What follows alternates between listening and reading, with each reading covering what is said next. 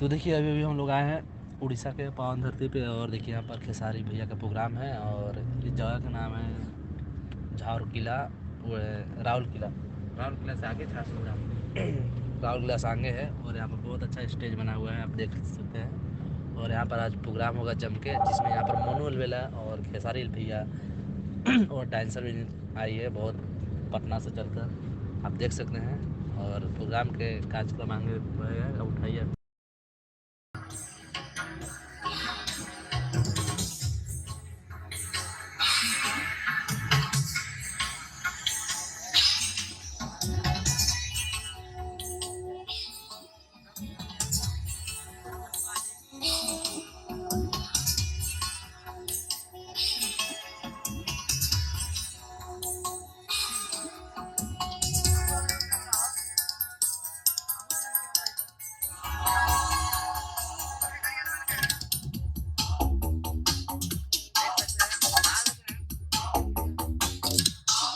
Camera चल रहा है।